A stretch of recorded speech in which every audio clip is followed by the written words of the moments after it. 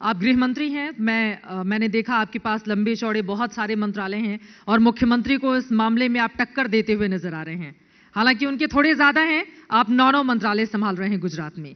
जी ना, मैं गुजरात के आदरणीय मुख्यमंत्री श्री भूपेंद्र भाई पटेल जी का एक कार्यकर्ता हूं। मैं उनकी टीम का एक मेंबर हूं। भूपेंद्र भाई पटेल की एक अलग प्रकार की स्किल है। वो बड़े नेक किस्म के इंसान हैं। उन्होंने गुजरात के सभी समाज के सभी वर्गों को एक साथ लेके गुजरात के विकास की ये यात्रा को आगे बढ़ाने में बहुत ही महत्वपूर्ण योगदान दिया है। मुख्यमंत्री जी के मार्गदर्शन के हेतल मैं उनके एक जूनियर मंत्री के तौर पे कई विभाग में काम कर रहा हूं और उनके मार्गदर्शन में उनके जो विचार है वो विचार को जमीन में ले जाने का मैं प्रयास करता हूं। विजय रूपाणी जी कैसे थे? हमारे भारतीय जनता पार्टी के हर एक मुख्यमंत्री का गुजरात के विकास के लिए बहुत ही बड़ा योगदान रहा है। विजय भाई रूपाणी जी के साथ भी मैंने बहुत साल काम किए हैं। विजय भाई रूपाणी जी ने 5 साल गुजरात की सेवा की है। उन्होंने एक पूरी टर्म भारतीय जनता पार्टी और खासतौर पे गुजरात की जनता को सेवा में सफलता प्राप्त की। कुछ देर पहले पृथ्वीराज चौहान जी इसी मंच पर थे, कांग्रेस पार्टी के वरिष्ठ नेता। उनकी ओर से यह कहा गया है कि बीजेपी ने अपनी हार स्वीकार कर ली है।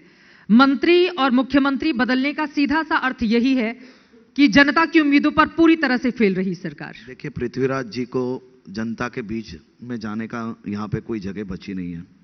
ये स्टेज पे आके कुछ भी बोल जाए। कांग्रेस है कहां पे?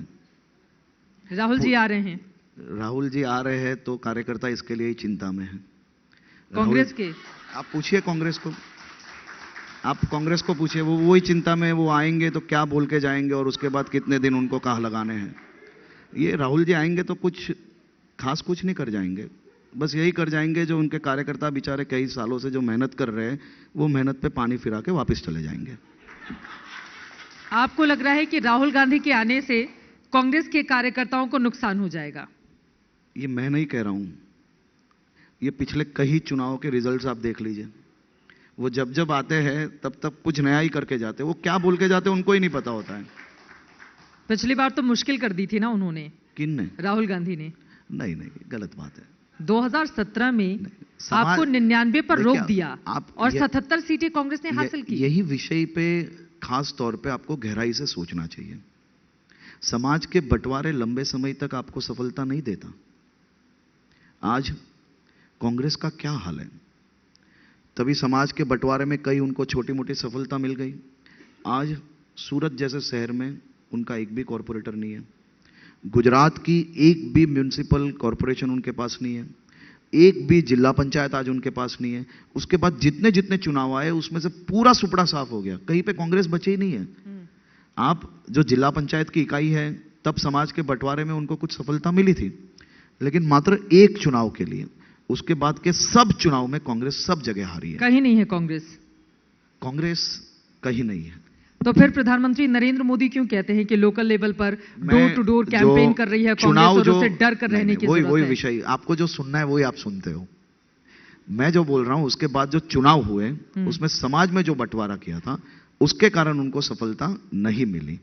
चुनाव 2022 में उनके कार्यकर्ता बहुत अच्छी तरह से नीचे जाने का प्रयास कर रहे हैं, लेकिन वो तो हर चुनाव में प्रयास करते हैं। 22 के चुनाव के जब नतीजे आएंगे तब नतीजे में गुजरात की जनता की जीत होगी। हर्ष जी, युवा चेहरा के तौर पर गुजरात में आपने अपनी पहचान बनाई है, लेकिन उससे इतर जाते हुए एक बार फिर से मैं मेन मुद्दे पर लौटती हूं। शराबबंदी, उत्पाद शुल्क और शराबबंदी मंत्री भी हैं आप। जी हां। शराब पीने की वजह से कई लोगों की जान चली गई। यह भी एक बड़ा मुद्दा है गुजरात का। जिस राज्य में शराबबंदी हो वहां पर शराब पीने की वजह से लोग दम तोड़ रहे हैं। फेल रही सरकार इस मुद्दे पर। देखिए, ये विषय सही तौर पे एक बहुत ही बड़ा सामाजिक विषय है। ये विषय में खास तौर पे गुजरात के सभी समाजों के साथ मिलके राज्य सरकार एक बहुत ही बेहतरीन कार्य जमीन पे कर रही है। हमने मात्र शराब नहीं, धूम्रपान है, शराब है, ड्रग्स है, ये सभी विषयों को सामाजिक तौर पे हर एक गांव तक शराब कैसे छुड़ाई जाए, लोग ये दूषण में ना आए उसके लिए क्या किया जाए, उस पे गुजरात के हर एक गांव में नीचे तक काम हो रहा है। एक घटना गुजरात में जरूर से बनी थी। वो घटना बनते ही उसके अंदर जो लोग शामिल थे वो सभी लोगों को पकड़ा गया था। मोरबी का उसमें- जिक्र कर रहे हैं आप? नहीं, मैं मोरबी की बात नहीं कर रहा हूँ। मोरबी की भी बात आपको मैं जवाब ठीक दूंगा। मैं ये बात, आप जो शराब की बात कर रहे हो शराबबंदी उसके लिए वाली, बात ठीक कर है। रहा हूँ। शराबबंदी में हमने बहुत अच्छी सफलता भी प्राप्त की। आप अभी शराब इलीगल बेचने वाले जो व्यक्ति हैं, उनमें से एक व्यक्ति अभी जो मोस्ट वांटेड था, वो दुबई भाग गया है। दुबई भागने के बाद हमने इंटरपोल नोटिस जारी की, और हो सकता है कि ये वीक के अंदर वो आरोपी भी हम उसको दुबई से गुजरात के अंदर पकड़ के लाएंगे। ये देश का पहला किस्सा होगा। देश के अंदर कोई भी राज्य ने आज तक इलीगल शराब बेचने वाला व्यक्ति कोई बाहर के देश में भाग गया हो तो उसको पकड़ के वापस लाने वाला किस्सा ये पहला बनेगा।